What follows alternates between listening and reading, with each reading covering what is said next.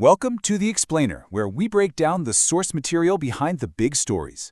Today, we're diving into a payment that sparked a ton of celebration and, you guessed it, a whole lot of controversy, the so-called warrior dividend. Okay, so let's get right into it.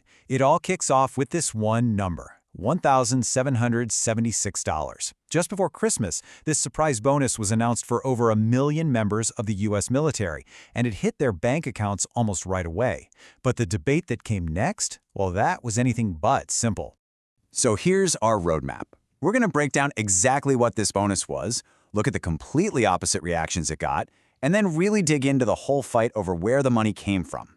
And finally, we'll get into the arguments for whether this was a real gift or just a political move, all based on the source material.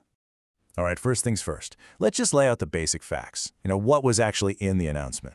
So this thing was officially called the warrior dividend. It was a one-shot, tax-free payment.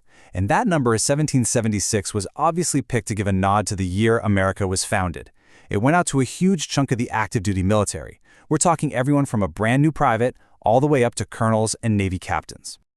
The way it was announced, this was a totally new kind of payment, a direct investment that was supposed to give the number 1776 a whole new modern meaning for the troops who got it. But the second that money actually showed up in people's bank accounts, the reactions, wow, they could not have been more different. On one side, you had service members who were absolutely pumped. The source video we're looking at highlights someone who called it a miracle. Helping young sailors get enough gas money to drive home and see their families for Christmas. Another person was quoted just saying, "Look, I don't care about the politics. The money hit my bank account. Simple as that." But then, almost at the same time, you have the critics just dismissing it. This pundit pointed out that if you live somewhere like Washington, D.C., $1,700 is less than 1 month's rent. They were basically questioning if it would have any real impact at all, hinting that it was more about politics than actually helping people. And that skepticism, it pretty quickly focused in on the one question that would really fuel this whole fire. Where in the world did this money come from? And this is where it gets really interesting, because you have two totally conflicting stories. The official line was that the money came from new tariffs. But a report from Defense One cited a senior official who said, actually no, that money came from funds Congress had already set aside for military housing allowances. And right there, that was the heart of the criticism. The argument became, hey, this isn't a bonus at all. You're just moving money around that was already supposed to go to service members anyway. It was like taking money from their left pocket and putting it in their right. Okay, but the source video presents a rebuttal to all this. It basically argues that the critics are missing the point because they don't quite get how government bookkeeping, or military life for that matter, really works.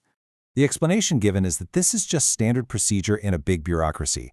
The idea was you use the money you have on hand right now to pay the bonus quickly before Christmas. Then later, when the new tariff money gets officially budgeted by Congress, you use that money to fill the hole in the housing account. It's really all about timing. And this slide shows the other part of that counter-argument. Critics were saying money was stolen from the troops, right? Well, the source points out that only about 2/3 of active-duty troops even get a housing allowance, what they call BAH. The other third, they live in barracks or on ships. So for over 1/3 of the people who got the bonus, it couldn't have been their own housing money because they don't get it. So the source video we're examining here ultimately frames this whole controversy in a very specific way. The argument is that this isn't really about accounting. It's about our hyper-partisan political world. The host of the source material basically makes 3 points. First, they say the critics are just blinded by political bias. Second, they argue that these pundits are totally disconnected from how much a surprise $1,776 can mean to a young service member. And third, they call out what they see as hypocrisy, questioning this bonus for U.S. troops while being fine with other big government spending, like foreign aid. The host also shoots down any suggestion that this bonus was some kind of bribe to buy loyalty from the military. Their point is that service members are loyal to their oath and the Constitution, not to whoever happens to be president at the time. And all of this leaves us with one final big question. In today's incredibly divided world, is it even possible for the government to do something like giving a bonus to troops and have it be seen on its own terms? Or is every single action, no matter what it is, destined to be seen through a partisan lens and become just another political football?